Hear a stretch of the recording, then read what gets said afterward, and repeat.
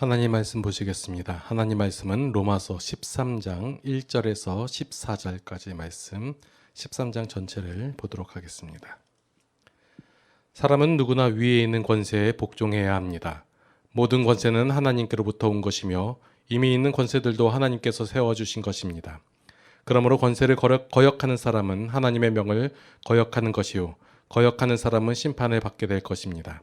치안관들은 좋은 일을 하는 사람에게는 두려울 것이 없고 나쁜 일을 하는 사람에게만 두려움이 됩니다. 권세를 행사하는 사람을 두려워하지 않으려거든 좋은 일을 하십시오. 그러면 그에게서 칭찬을 받을 것입니다. 권세를 행사하는 사람은 여러분 각 사람에게 유익을 주려고 일하는 하나님의 일꾼입니다. 그러나 그대가 나쁜 일을 저지를 때에는 두려워해야 합니다. 그는 공연히 칼을 차고 있는 것이 아닙니다. 그는 하나님의 일꾼으로서 나쁜 일을 하는 자에게 하나님의 진노를 집행하는 사람입니다. 그러므로 진노를 두려워해서만이 아니라 양심을 생각해서도 복종해야 합니다. 같은 이유로 여러분은 또한 조세를 바칩니다. 그들은 하나님의 일꾼들로서 바로 이 일을 하는데 힘쓰고 있습니다. 여러분은 모든 사람에게 의무를 다하십시오. 조세를 바쳐야 할 이에게는 조세를 바치고 관세를 바쳐야 할 이에게는 관세를 바치고 두려워해야 할 이는 두려워하고 존경해야 할 이는 존경하십시오. 서로 사랑하는 것 외에는 아무에게도 빚을 지지 마십시오. 남을 사랑하는 사람은 율법을 다 이룬 것입니다. 간음하지 말아라, 살인하지 말아라, 도둑질하지 말아라, 탐내지 말아라 하는 계명과 그 밖에 또 다른 계명이 있을지라도 모든 계명은 내 이웃을 내 몸과 같이 사랑하여라 하는 말씀에 요약되어 있습니다.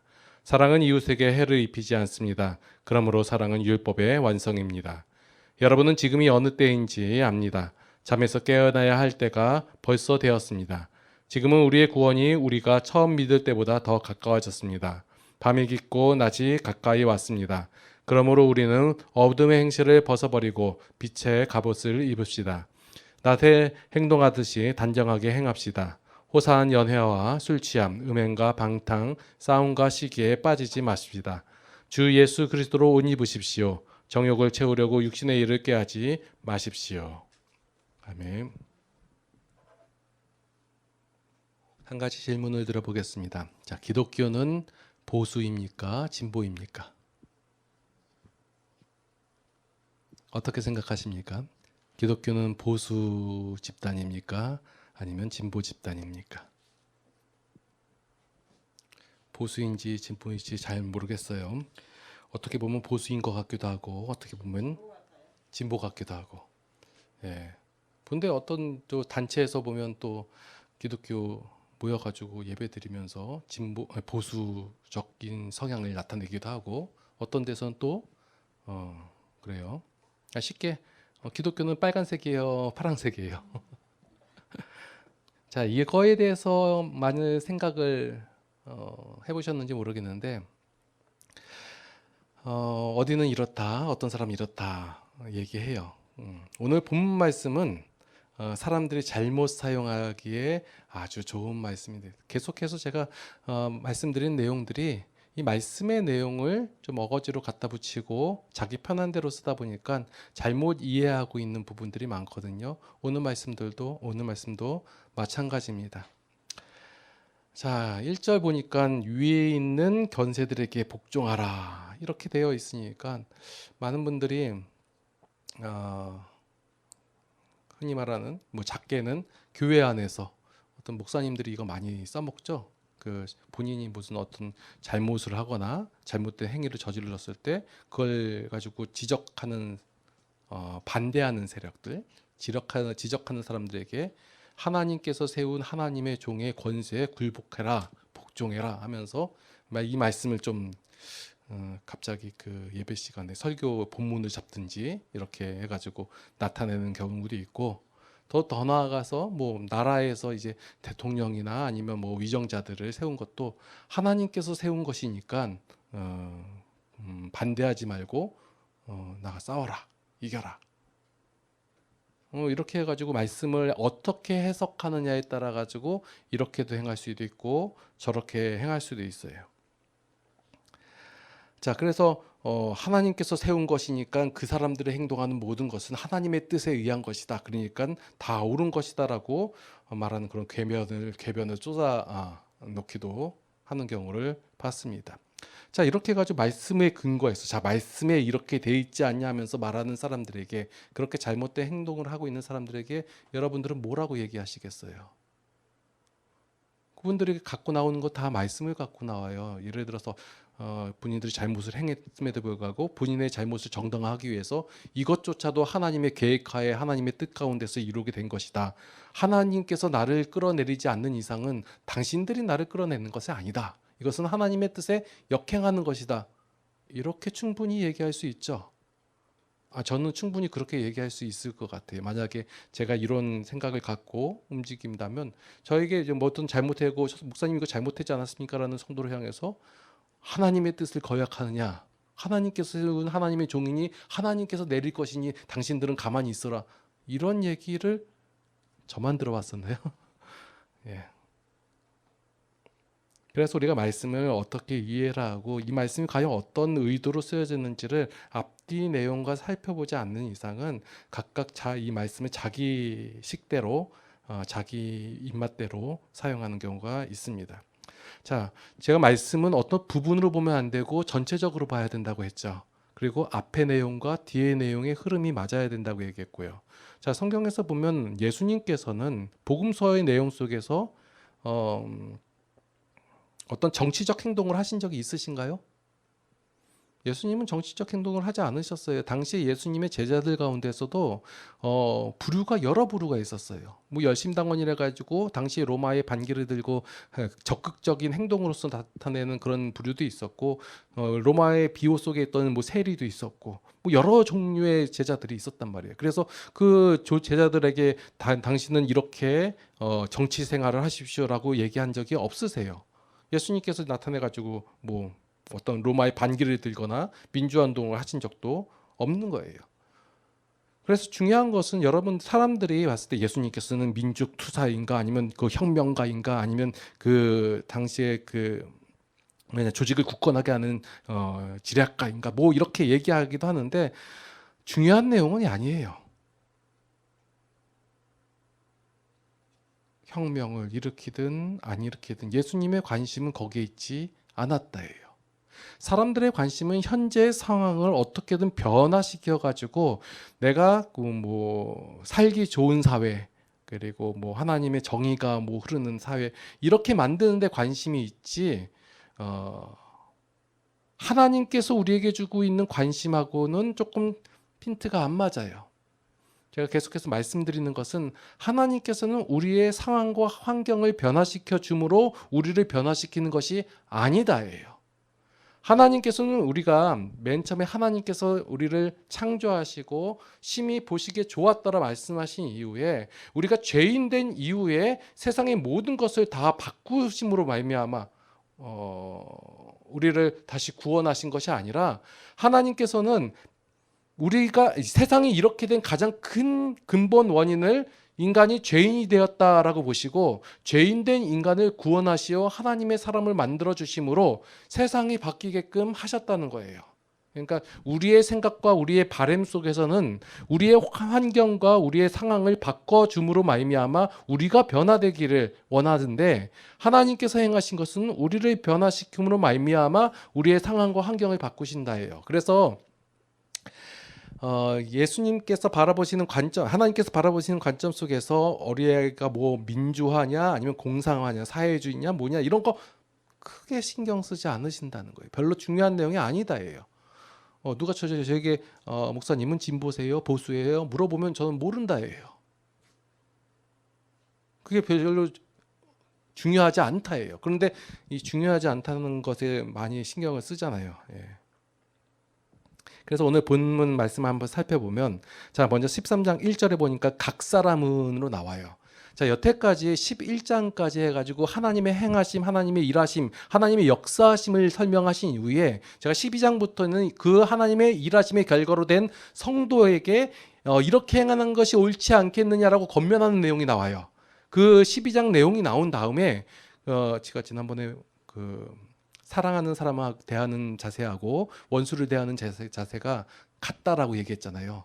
그러니까 이렇게 얘기한 이후에 13장 내용이 갑자기 각 사람은 위에 있는 권세들에게 복종하라 이런 내용이 나온단 말이에요. 그러면 12장 넘어가는 과정 속에서 13장 1절부터 약 7절까지의 말씀은 약간 좀 따로 봐야 되는 내용이에요. 그러니까 여기서 말하는 각 사람은 앞에서 얘기하는 로마 교회 성도들을 얘기하는 것이 아니라 당시에 있는 그러니까 모든 사람의 개념으로 바라보셔야 돼요. 모든 사람은 어떻게 해야 되냐? 권세 있는 자들에게 복종해라 그 얘기하는 거예요. 이 권세 있는 자가 누구예요? 각각 다 다르겠지만 각 사람에게 있어서 위에 있는 사람들이 권세 있는 자예요. 예를 들어서 뭐 학교에서는 뭐 그 어떤 동급생들 가운데서 힘센 자가 위에 있는 거고, 뭐 직장에서는 직급 높은 사람이 위에 있는 거고, 뭐 군대에서는 계급이 있는 사람이 위에 있는 거고, 각각의 위치에 따라 가지고 관계 속에서 위에 있는 사람을 권세 있는 자라고 할 수 있는 거예요. 이와 같은 관점에서 권세자에게 굴복하라는 것은 지극히 당연한 얘기예요. 굴복하기 싫으면 어떻게 돼요? 내가 그 위로 올라가면 되는 거예요. 그죠? 내가 권세 있는 자리에 있게 되면 되는 거고, 굴복하기 싫으면 나보다 위에 있는 사람들의 말에 굴복하는 것은 당연한 표현이에요. 하셔도 되고 안 하셔도 돼요. 굴복하지 말아보세요. 그러면 예를 들어서 제가 군대를 갔는데 마음에 안 들어요. 중대장이 마음에 안 든다고 해가지고 그 전시 상황에서 만약에 그 말을 안 들어요. 그러면 어떻게 해요? 군법으로 처리가 당하겠죠. 하기 싫으면 하지 마세요. 그 대신 그 결과를 당하시라는 거예요. 지극히 당연한 말을 하고 있는 거예요. 그래서 우리가 흔히 혼동하는 내용이 뭐냐면 2절에서 나오는 이 심판이라는 게 하나님의 심판이라고 이해를 하는데, 하나님의 심판이 아닌, 하나님께서는 모든 것을 질서 가운데 주신 다음에 우리 성도들에게, 모든 사람들에게 특별한 원리를 주시고, 그리고 일반적인 원리를 주셨어요. 일반적인 질서를 주셨는데, 여기서 말하는 것은 일반적인 질서를 얘기하는 거예요.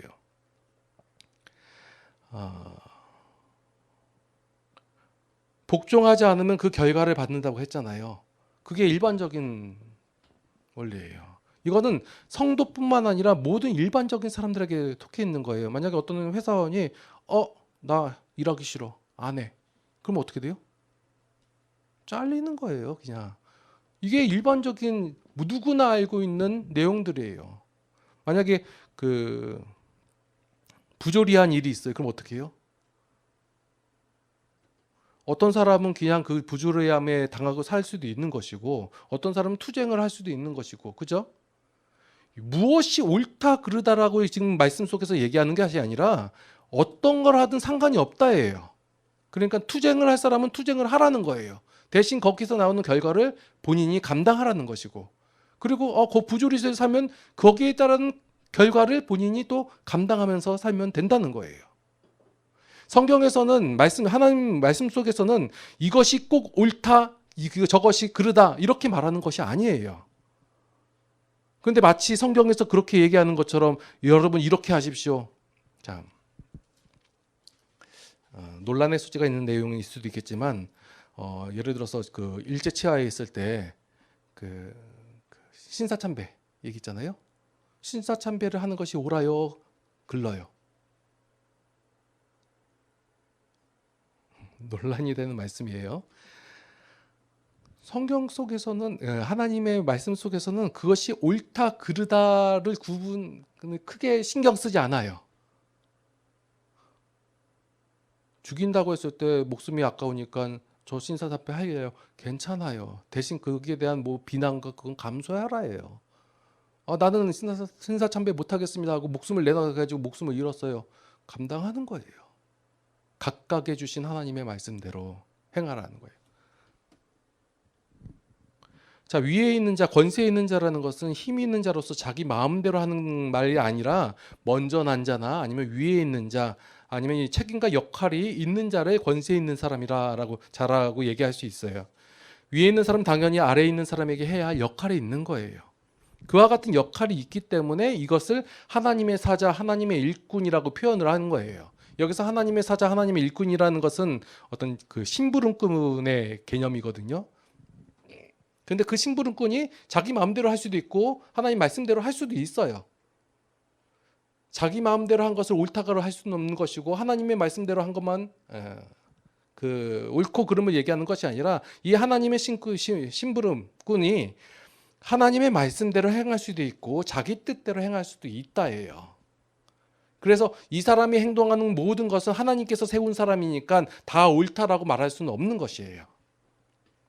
좀 쉽게 얘기하면 목사는 하나님께서 세운 사람 맞죠? 인정을 하시죠?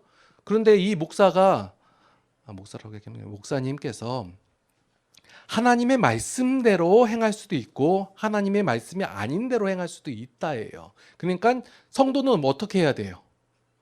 분별해서 들으라 해요. 제가 설교 가운데서 말씀 가운데서 여러분은 무조건 은혜 받지 마시라고 얘기했잖아요.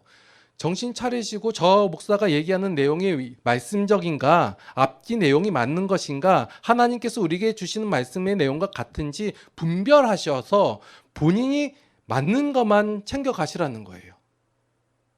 무조건 하나님의 목사는 옳은 것이다 해가지고 그렇게 쫓아가지 마시고, 장로면 무조건 옳은 것이다 해가지고 쫓아가지 마시고요. 그래서 교회 안에서의 어떤 권력 다툼 이런 게 필요 없는 거예요. 그런데 우리들의 죄성 가운데 하나 있는 게 뭐냐면 누가 위냐 이거 가지고 싸우잖아요. 장로가 위인가요? 목사가 위인가요?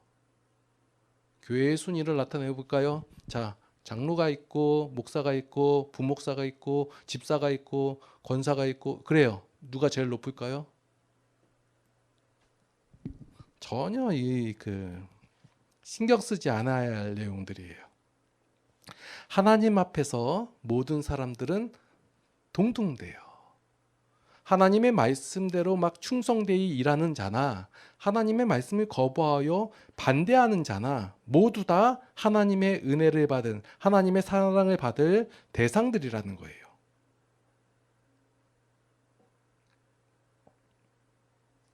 만약 하나님 안에서 하나님께서 허락하신 일반적인 관계 속에서 우리의 삶 속에서 내가 선을 행하면 두려워하지 않을 존재가 똑같은 사람인데 내가 이제 악을 행하면 두려워할 대상으로 바뀐다는 거예요.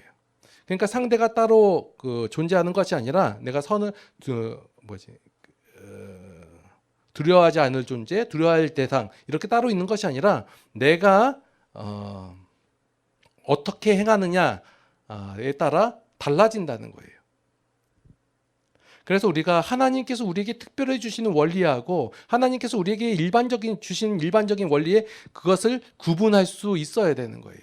우리가 신앙의 삶을 살면서 세상 속에서 살아가면서 하나님께서는 우리가 부자가 되는 것을 원하실까요? 아니면 거지가 되는 것을 원하실까요? 하나님은 여기에 별로 관심이 없으세요. 관심이 없으신가? 우리가 무엇을 이루고 목적을 행하고 어떤 상태와 상황에 이르게 되는 것에 대해서 하나님은 크게 관심을 두지 않으세요. 그러니까 하나님께서 여러분들이 만약에 편안한 삶을 살고 싶으시면 하나님께서 주신 일반적인 원리대로 삶을 살아가세요. 그게 일반적인 지식이에요. 좋은 강연도 들어보시고 어떤 입문서 그런 것도 읽어보시고 책도 읽어보시고 해서 그런 걸 함으로써 여러분들이 원하는 것을 챙겨가세요. 그런데 하나님께서 관심 있어 하는 것은 우리가 하나님의 사람으로서 어떻게 살아가는 것이 옳은가, 더 합당한가, 요거에 대해서 관심이 있는 거예요. 하나님께서 관심 있어 하는 것은 우리가 어떤 업적을 이룬 것이나 어떤 것을 행한 것, 이런 것에 대해서 크게 관심이 있는 것이 아니라 우리 자체 본질에 대해서 관심 있어 하신다는 거예요. 그래서 사도 바울은 로마 교회 성도들에게 얘기하는 것은 이제 13장 앞부분에 나온 중간까지 이렇게 너희들 간음하지 말아라, 사랑의 비교에는 지지 말아라, 이런 것은 자 일반적으로 너희들이 이것을 행할 수 있다라고 먼저 전제를 깔아놓고, 그리고 그것을 행할 수 있는데 이제 더 나아가서 그 이상의 것을 행하는 것이 더 좋지 않겠느냐라고 권면하고 있는 거예요.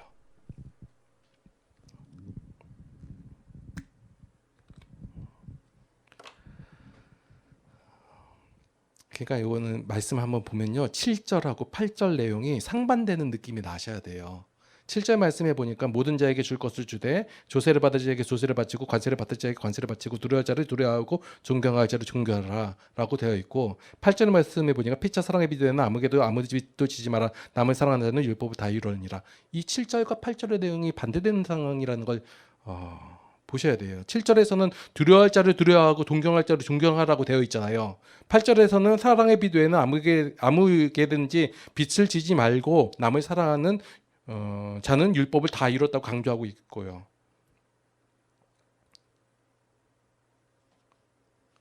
만약 두려워하는 자를 두려워하고 존경할 자를 존경하라고 하면 앞에서 지난번에 말씀드린 내용하고 안 맞아요.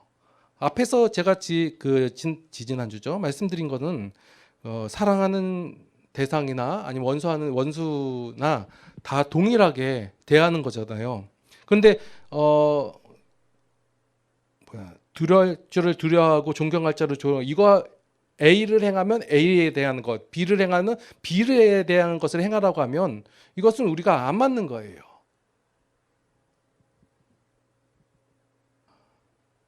앞에서 내용에서는 우리에게 우리가 사랑하는 사람을 대하는 자세나 원수를 대하는 자세나 똑같이 행하라고 해놓고 여기서 너가 거의 인과응보에 대한 자세로서 대하면 대하라고 말하는 것은 앞뒤가 안 맞는 내용이라는 거예요.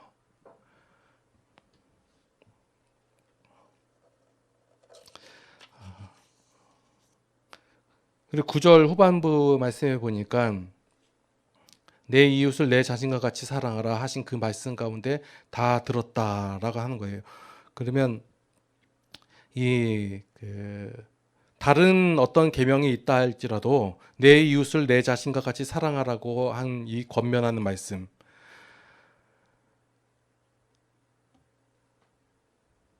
그래서 이 성도들에게는 오늘 본문 앞에서 말씀드린 1절에서 7절까지 말씀드린 이 기준을 훨씬 넘어서는 성도만이 행할 수 있는 삶을 보여주고 있어요. 일반적인 사람들은 9절에 나온 이 율법에 대한 말씀, 이 율법에 대한 것을 지키기도 힘들어한다는 거예요. 그런데 이것도 지키기 힘든데 내 이웃을 내 몸과 같이 사랑하라 라는 이 말씀을 지킬 수 있는가? 없다라는 거예요. 그런데 성도는 이 앞에 있는 내용들, 그러니까 구약의 율법적인 부분도 할 수 있는 자이고 더 나아가서 적극적인 율법에 해당되는 신약의 율법을 충분히 행할 수 있는 자다라고 하는 거예요.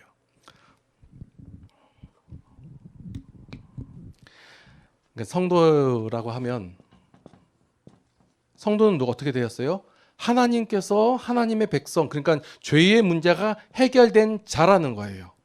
그러니까 지금 로마 교회 성도들에게 사도 바울이 무엇을 얘기하냐면 너희는 지금 도둑질하지 마십시오, 남을 해하지 마십시오, 뭐 이런 폭행하지 마십시오, 이런 것을 지금 계속해서 강조하고 있는 것이 아니라 너희는 이것을 훨씬 뛰어넘는 이미 하나님의 구원이 이루어진 자들이다. 그러니 이제 요 소극적인 율법에서 벗어나 더 적극적인 율법을 행하는 것이 옳지 않겠느냐라고 권면하고 있는 거예요. 그래서 성도는 문제를 해결한 자고 하나님의 복을 받은 자고 누군가에게서 더 받는다고 나아질 것이 없다는 그 사실도 알고 있고 나의 것을 남에게 주어도 잃어버리거나 손해날 것이 없다는 사실을 아는 자들이라는 거예요. 이것을 모르는 자들은 아웅다웅 살게 돼 있는 거예요. 그러니까 내 것을 다 내어줄지라도 이것이 내어주는 것이 손해되거나 아니면 잃어버리지 않는다는 사실을 아는 자는 기쁨으로써 그것을 행할 수 있게 되지만 이것을 모르는 자는 움켜쥐게 되고 더 갖게 되고 내어줄 수 없는 자라는 거예요. 그러니 너희 성도들은 이것을 아는 자들이니까 너희의 성도됨을 알고 성도가 어떠한 자라는 것을 알게 되었으니 너희는 이제 성도다운 삶을 살아가는 것이 좋지 않겠느냐라는 거예요. 13장 다 하려고 하니까. 네, 그래도 예. 자, 11절 말씀해 보니까 또한 너희가 이 시기를 알거니와 해서 이 시기는 어떤 시간적인 개념보다도 어떤 때에 대한 개념이 강해요. 봄 다음에 여름 오고 여름 다음에 가을 오고 가을 다음에 겨울 오고 몇 시 몇 분에 뭐 여름 시작 이게 아니라 이 시절을 보면 그 다음 시절에 올 수 있는 그 시기를 아는 거예요. 그래서 성도는 어떤 시기를 아는 거예요. 지금 우리가 보면 이게 지금 여름이잖아요. 비가 많이 오고 잎이 푸르르고 근데 우리는 뭘 알고 있어요? 좀 있으면 잎이 갈색으로 변하고 좀 있으면 눈이 오고 뭐 이런 시기를 알고 있잖아요. 성도도 마찬가지 이 시기를 아는 자들이에요. 그래서 이 상태 다음에 어떤 상태가 올 것이다. 그래서 자다가 깰 때가 벌써 되었으니 이는 이제 우리의 구원이 처음 믿을 때보다 가까워졌습니다. 이 시기를 아는 자들이 바로 성도들이고, 자 12절에서 14절 말씀 보니까 두 가지가 대조적으로 비교하고 있어요. 죄의 원리하고 육신의 원리, 어둠의 원리를 따르지 말고 이제 성도는 새 사람으로서 새로운 가치와 새로운 기준, 새로운 원리를 가진 새로운 피조물로서 빛의 원리를, 하나님의 원리를 따라 하나님의 백성답게 살라라고 권면하고 있는 거예요. 봐라, 이 시기가 있다. 다음 시기가 어떻게 이제 하나님의 때가 올 때가 가까운 걸 너희는 이제 알지 않느냐. 그러니 허망한 것을 쫓아 아마 죄의 원리를 쫓아 살지 말고 이제는 하나님의 백성답게 하나님의 원리, 빛의 원리를 따라 살아가라라고 권면하고 있는 것이에요. 이러한 성도의 삶이 바로 원수를 사랑하는 삶이고 남을 사랑하는 삶이고 내 이웃을 내 몸과 같이 사랑하는 삶이다라는 거예요. 그냥 이렇게 행하라. 너희는 성도니까 봐라. 너 성도니까 선을 행하고 악을 행하지 말고 이렇게 얘기하는 것이 아니라 너희가 성도다. 성도의 가치가 어떤지를 아냐? 너희가 갖고 있는 것이 무엇인지를 아느냐? 이것이 그것이다. 그러니 너희는 기꺼운 마음으로써 이것을 행할 수 있지 않냐 이거예요. 이 시기를 모르고 이 성도에 대해서 모르잖아요. 그러면 조급하고 힘들고 어렵고 그렇게 살아요. 알면 여유가 있는 거예요.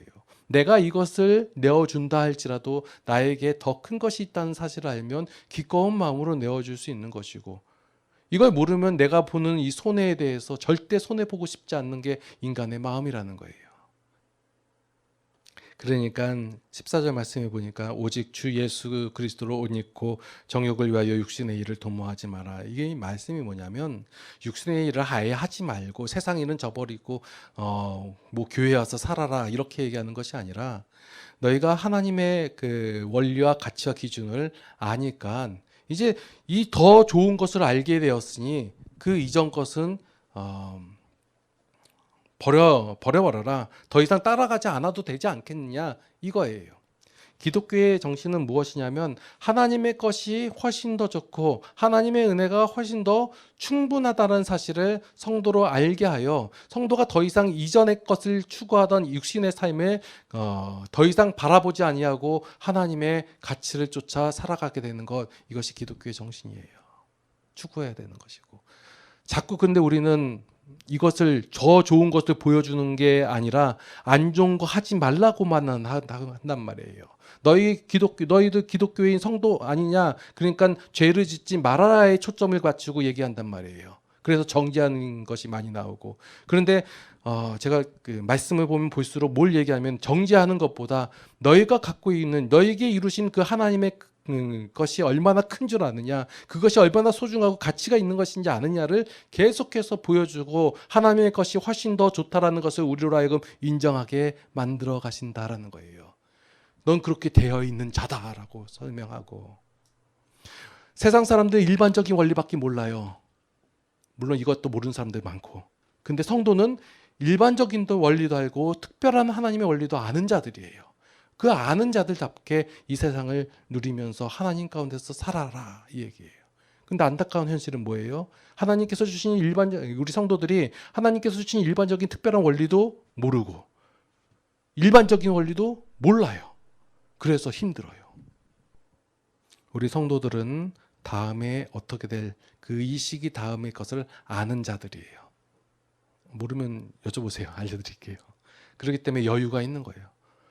다음번 되어질 거를 아는 자들은 여유가 있어요. 근데 모르는 자들은 여유가 없어요. 여러분들 신앙의 단계를 아시잖아요. 다음 구원에 이르실 하나님의 능력의 일을 아는 자들이잖아요. 그러니까 우리의 삶 속에서 부족함이나 조급함이나 힘듦이 없다라는 거예요. 기도하시겠습니다. 성도는 하나님의 은혜로 말미암아 하나님의 백성된 자들입니다. 하나님께서 세우시고 하나님께서 완성시킨 자들입니다. 이러한 성도가 하나님의 은혜를 누리며 살아가야 되는데 아직 미련함으로 말미암아 알지 못함으로 말미암아 여전히 세상 가운데서 휘둘리며 살아갈 때가 있습니다. 이런 저희들을 불쌍히 여겨 주시옵소서. 아는 자로서 하나님의 가치를 아는 자로서 하나님의 원리를 아는 자로서 삶을 살아가기 원합니다. 모든 상황 가운데서 이겨내게 하여 주시옵고 하나님께서 주신 그 기쁨 가운데 여유 있는 삶을 살아갈 수 있도록 이끌어 주시옵소서.